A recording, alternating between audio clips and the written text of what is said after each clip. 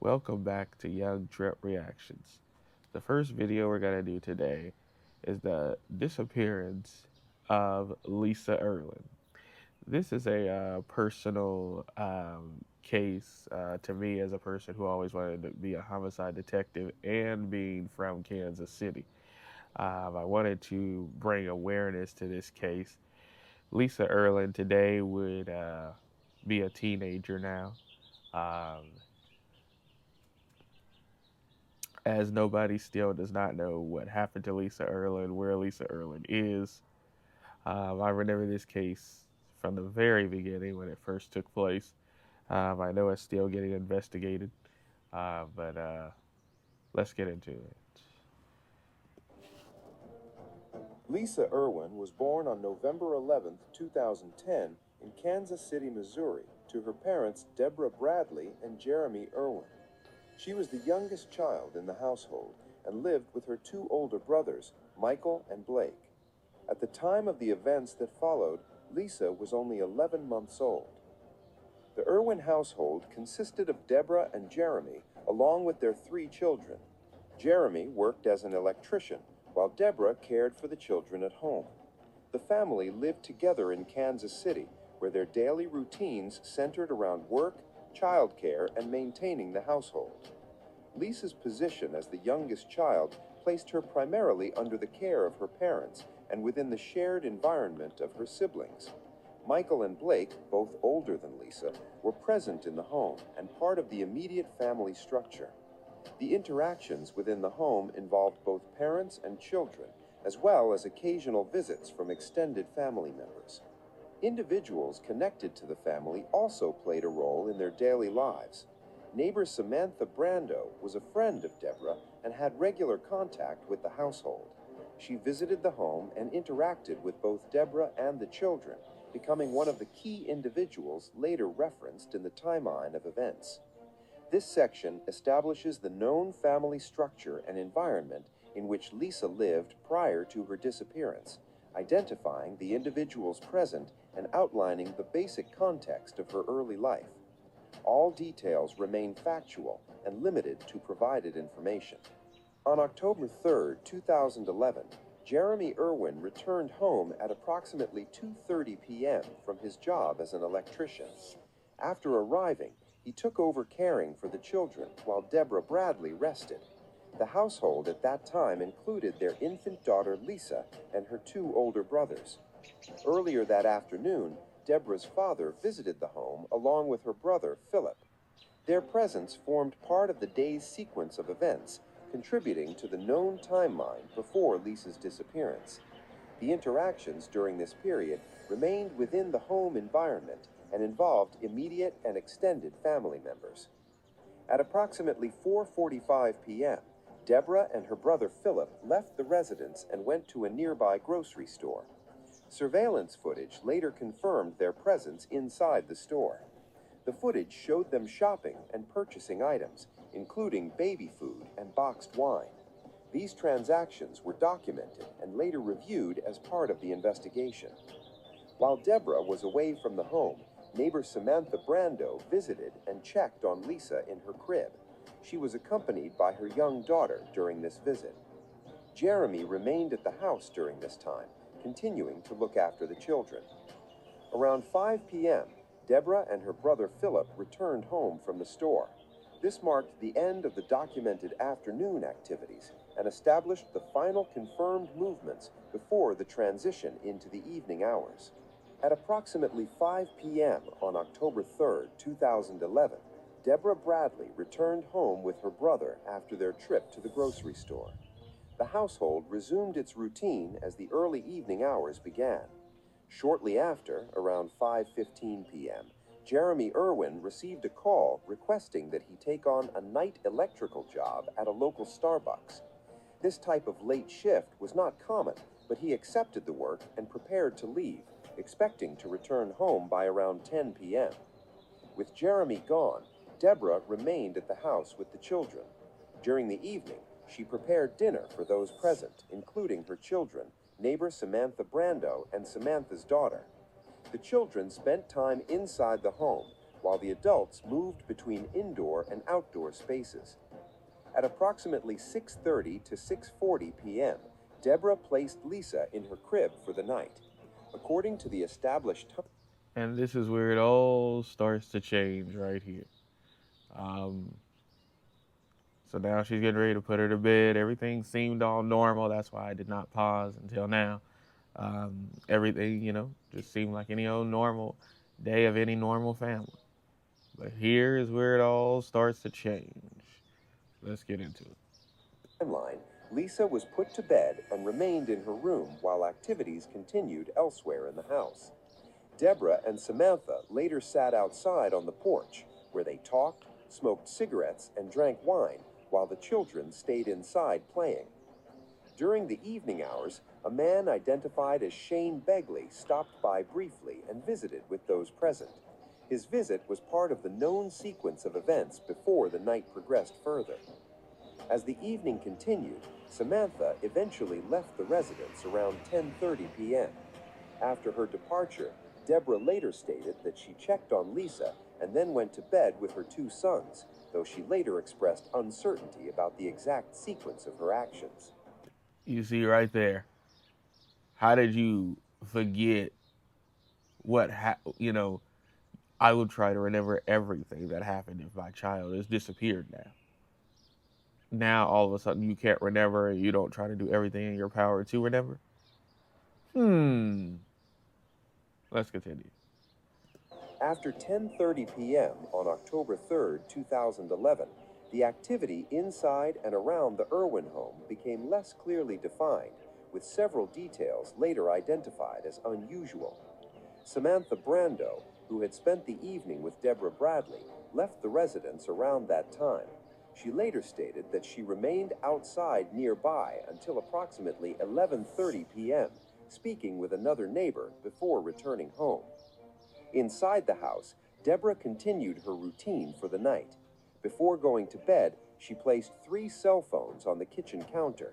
These phones were noted as being disconnected due to non-payment, with only limited functionality available. According to later accounts, all 3 phones were missing by the time Lisa's disappearance was discovered. Phone records. Uh, Odd. What happened to those phones? Why weren't they still on the counter? My homicide detective instincts and my detective instincts are just blaring. Let's continue. Later revealed that at 11:57 p.m., an outgoing call was attempted from one of these phones to a woman identified as Megan. Both Deborah and Jeremy Irwin stated that they did not know anyone by that name. Investigators reviewed available records, but You called someone, or somebody called someone by the name of Megan, but you don't know who Megan is, but it was calls that was made on phones that is in you and your husband's possessions. Hmm. Let's continue. were unable to establish any connection between the family and the individual associated with the number. An eyewitness later claimed that someone connected to Megan answered the call.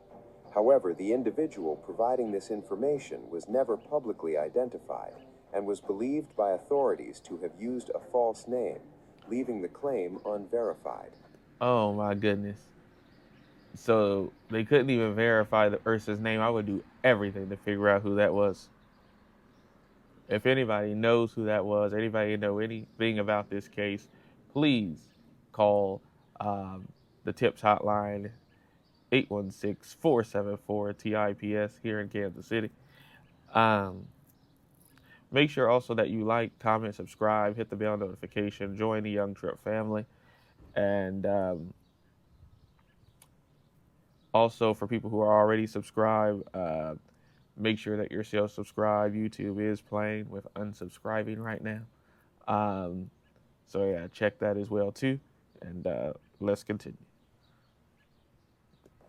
Deborah also later acknowledged that she had consumed multiple glasses of wine during the evening. My husband had a heart attack and survived, Advertisement. but the life insurance company didn't send flowers. They sent a check for $350,000. Last year, my husband collapsed at work with a... She stated that her memory of events after putting Lisa to bed was unclear, and she could not confidently recall her used a false name, leaving the claim unverified.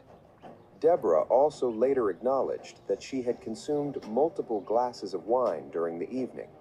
She stated that her memory of events after putting Lisa to bed was unclear, and she could not confidently recall her exact actions before going to sleep that night.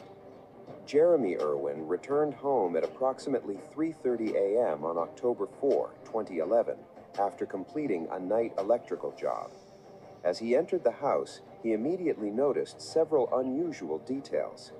Multiple lights inside the home were still on, which he found unexpected for that time of night.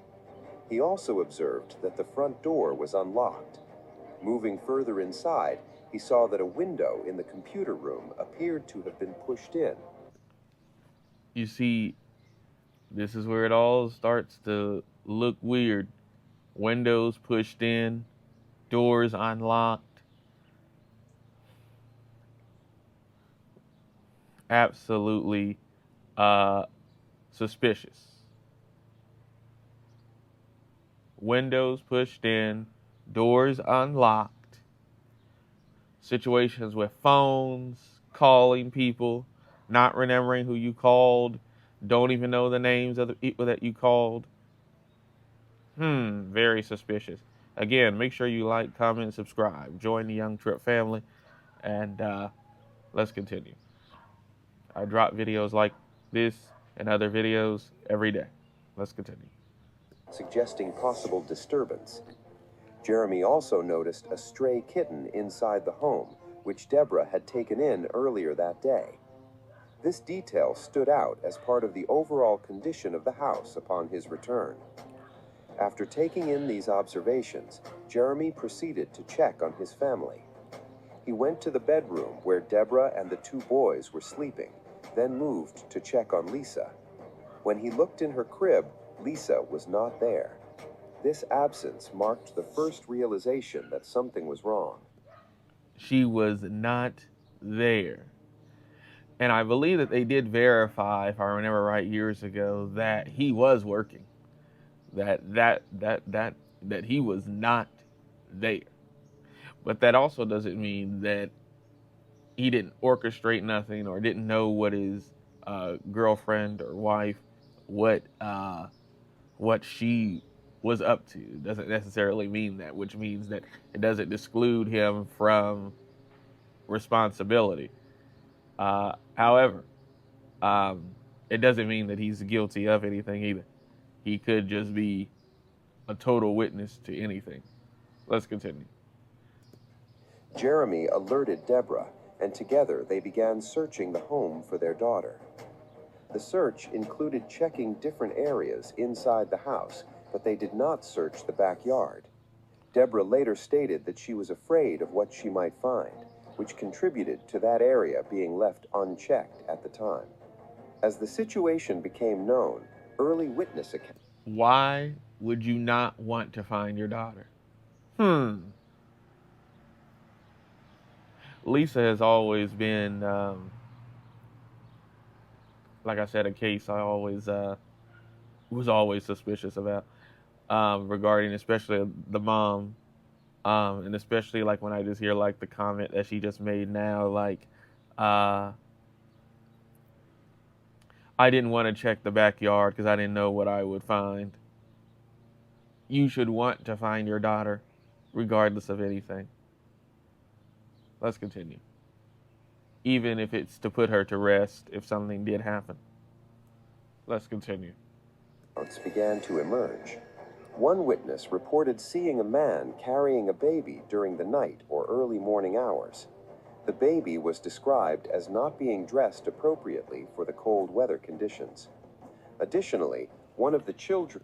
And that's even suspicious right there, too, as well, too, that this man was carrying a baby.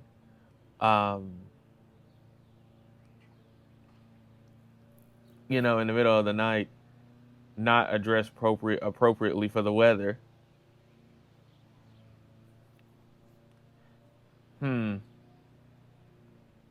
suspicious. Let's continue.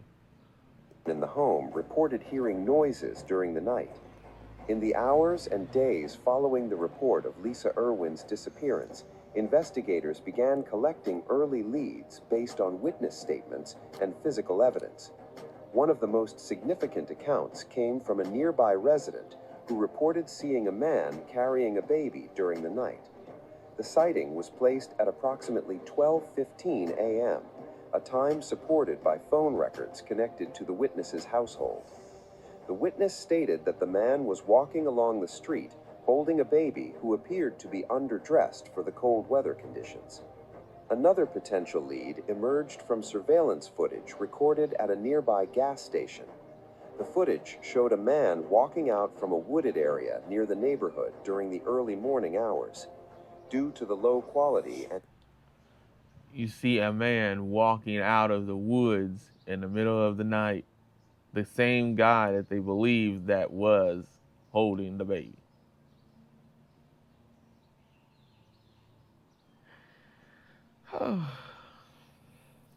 Just so sad. And still no answers. And it's 2026. She would be a teenager now today. Let's continue. Make sure you like, comment, subscribe, join the Young Trip family. Let's continue. darkness of the recording, it was not possible to determine whether the individual was carrying anything. The image remained unclear and could not be definitively linked to the reported sighting or to Lisa's disappearance. On October 6, 2011, investigators responded to a dumpster fire located a few blocks from the Irwin residence. Inside the dumpster, authorities discovered burnt baby clothing. The clothing items did not match what Lisa was reportedly wearing on the night she went missing. However, law enforcement considered the possibility that the items could belong to her, though no confirmation was made. These early leads. That, to me, tells me just my homicide detective instincts that those were her clothes. Maybe the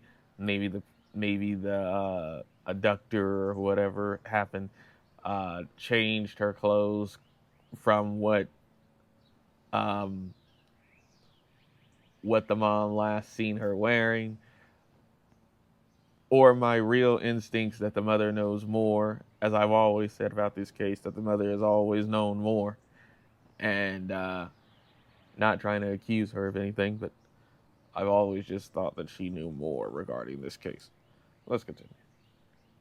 Including the witness account, the surveillance footage, and the physical evidence from the dumpster fire, were documented as part of the investigation, but none were definitively connected to Lisa's disappearance. Following the initial report of Lisa Irwin's disappearance, law enforcement began a series of investigative steps focused on gathering information, conducting interviews, and examining physical evidence. On October 7, 2011, Deborah Bradley agreed to take a polygraph test. After the examination, she was told that she had failed. And that was one of the things that also stood out to me years ago as well, too, that she took a polygraph test and failed. As we also know as well, too, and I know, as Erson who always wanted to be in law enforcement, a polygraph test is not admissible in court, especially not in criminal court.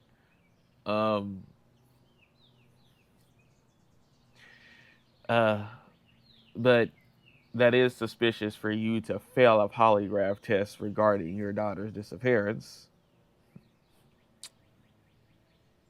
Let me know what y'all think. Let's continue. It was later disclosed that this statement was used as an interrogation tactic, as investigators had not established whether she was directly connected to Lisa's disappearance. YouTube Premium is ad-free YouTube and the YouTube Music app all together. Uninterrupted videos and an app made just for you. As the investigation continued, attention increasingly focused on the immediate household. Deborah's admission that she had consumed a significant amount of alcohol on the night of October 3 became part of the investigative context. And why would you consume quite a bit of alcohol when you're the only parent there with your daughter.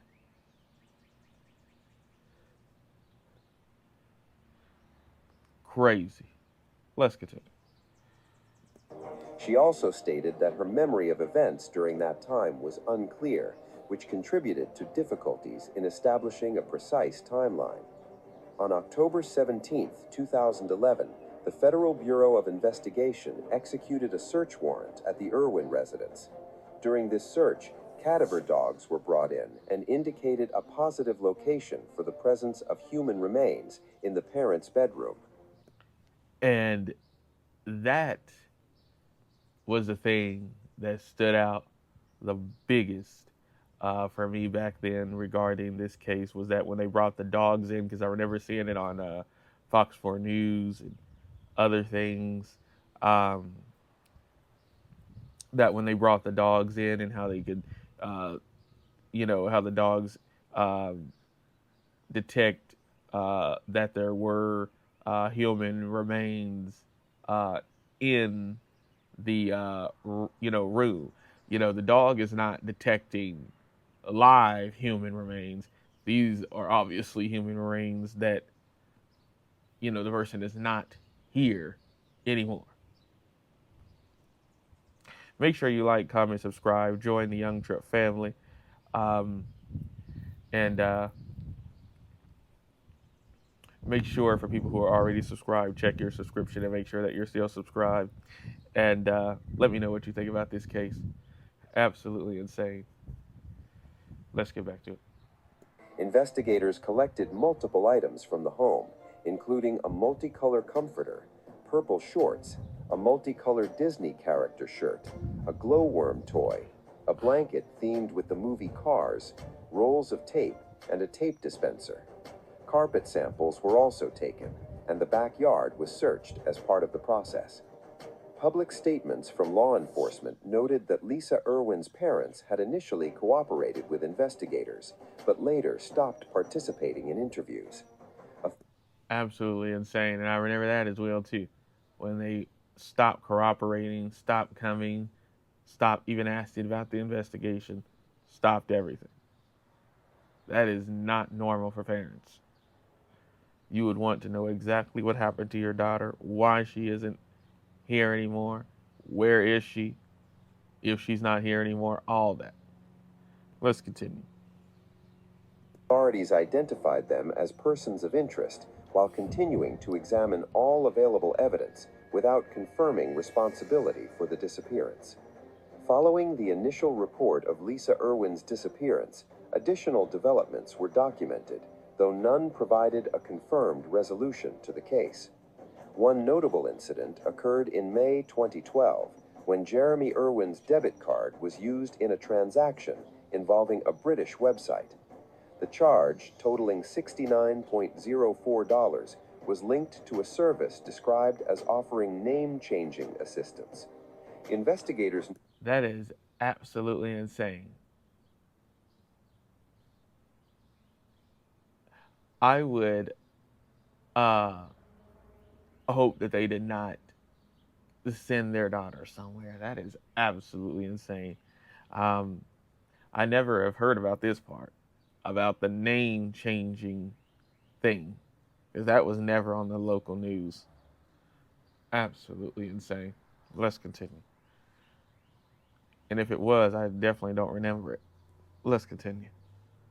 It could have been, for all we know, though. Noted that such services could potentially be used to obtain documents, including birth certificates, though no direct connection to Lisa was confirmed. The use of the debit card raised questions due to its timing and nature, but authorities did not establish who completed the transaction or whether it had any relevance to the disappearance. The information was recorded as part of the broader investigation, remaining one of several unresolved elements associated with the case. Despite extensive investigative efforts, including searches, interviews, and analysis of available evidence, Lisa Irwin's disappearance has not been solved. No individual has been charged in connection with the case. Deborah Bradley and Jeremy Irwin have both been identified as persons of interest during the investigation, but no formal charges have been brought against them. As of the latest available information, the case remains open. Law enforcement continues to classify Lisa as a missing child, and her whereabouts remain unknown. The circumstances surrounding her disappearance have not been definitively explained, leaving the case without a confirmed conclusion or identified responsible party to this day. Advertisement, y'all.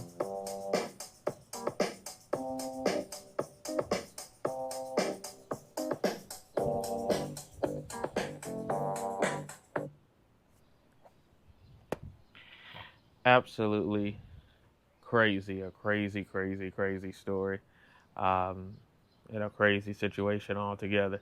If anybody has any information about Lisa Irwin's case, please call the Kansas City Tips Hotline at 816-474-TIPS in Kansas City. Yeah, this is a case that has always stuck with me, and over the years, um, just